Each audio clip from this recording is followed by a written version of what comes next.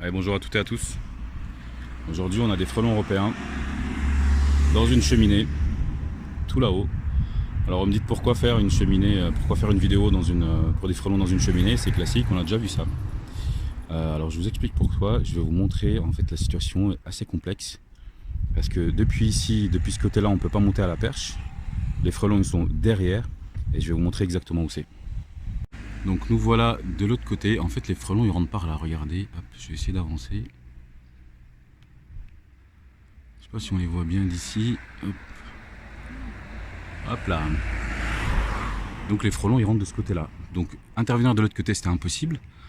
Monter sur la toiture malheureusement c'est pas vraiment possible avec le degré d'inclinaison de la toiture. Et pour tout vous dire, en fait j'étais appelé hier pour cette intervention. Mais hier j'avais pas tout l'équipement. Donc là je reviens avec l'équipement, toujours intervenir en toute sécurité. Faites vraiment attention, les accidents ça va très vite. Donc intervenir en toute sécurité. Donc là je suis allé chercher la grande échelle, là, comme vous pouvez le voir, elle est juste là. Voilà, je l'ai mise en place, j'ai pris le harnais et on va monter en toute sécurité. Tu filmes moi déjà. Faire attention pour les voitures. Donc pourquoi harnais de sécurité alors qu'on monte pas sur le toit? Tout simplement parce qu'on est à 11 mètres de haut. La rue n'est pas forcément droite, elle est un peu penchée. D'ailleurs, je sais pas si on voit si le camion est droit ou pas. Ouais, il est un peu penché. Ouais. Donc voilà, j'ai déjà attaché l'échelle pour un maximum de sécurité. On va s'attacher avec le harnais et on va monter là-haut. Pourquoi j'interviens pas avec la perche depuis le sol? Tout simplement parce que c'est une rue passante et je peux pas malheureusement manœuvrer la perche, faire attention aux voitures, etc., etc. Et en plus, je peux pas intervenir depuis le Velux parce qu'il est condamné. Donc, intervention, échelle plus perche. Je vous montre la suite.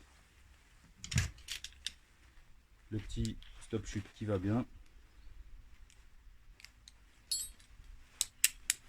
Et c'est parti.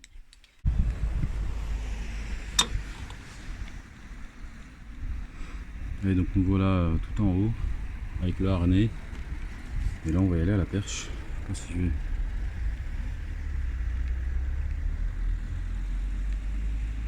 Hop. Je vous pose quelques secondes, donc la perche est juste là. On va y aller à la perche. Je vous pose quelques secondes et je vous reprends.